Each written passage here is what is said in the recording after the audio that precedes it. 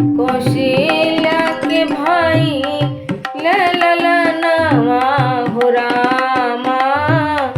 चैत महीनवा कौशल्या के भाई ललनवा हो रामा। चैत महीनवा चैत महीनवा रामा। चैत महीनवा कौशल्या के भाई ललनवा हो रामा। चैत महीनवा घर घर बाजत बजनवा हो रामा। चैत महीनवा घर घर बाजत बजनवा हो रामा। चैत महीनवा शहर नगर से ऋषि मुनि आइले। स्वर्ग से देव सब फूल बरसवले। शहर नगर से ऋषि मुनि आइले। स्वर्ग से देव सब फूल बरसवले। घर घर घसत चंदनवा हो रामा। चैत महीनवा घर घर घसत चंदनवा हो रामा।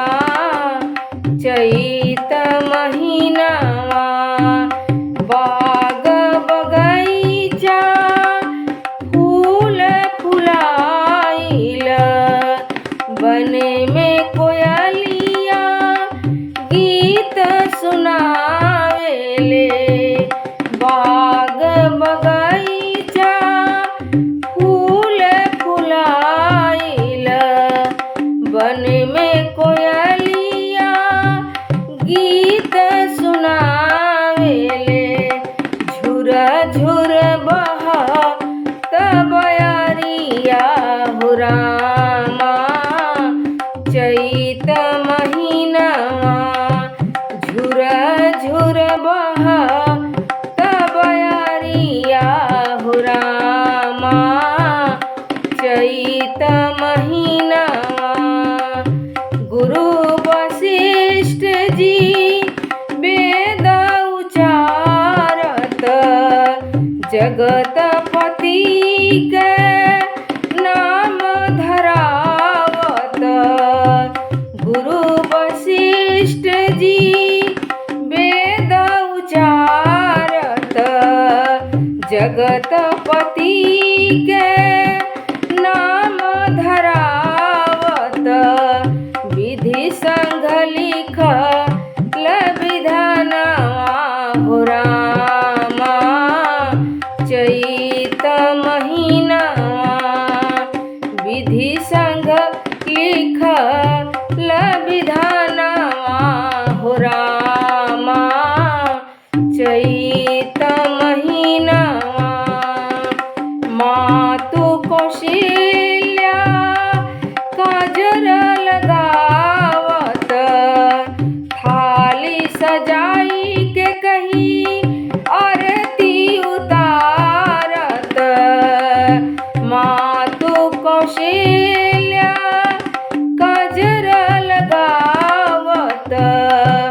थाली सजाई के कहीं आरती उतारत।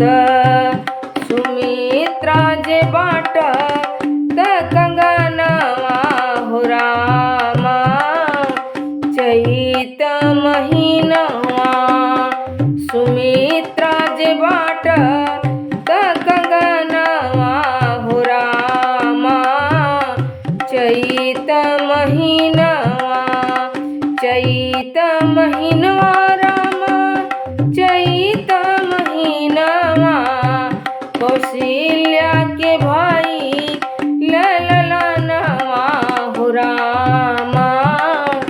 चैत महीनवा कौशल्या के भाई ललनवा हो रामा चैत महीनवा घर घर बाजत बजनवा हो रामा चैत महीनवा घर घर बाजत बजनवा हो रामा चैत महीनवा चैत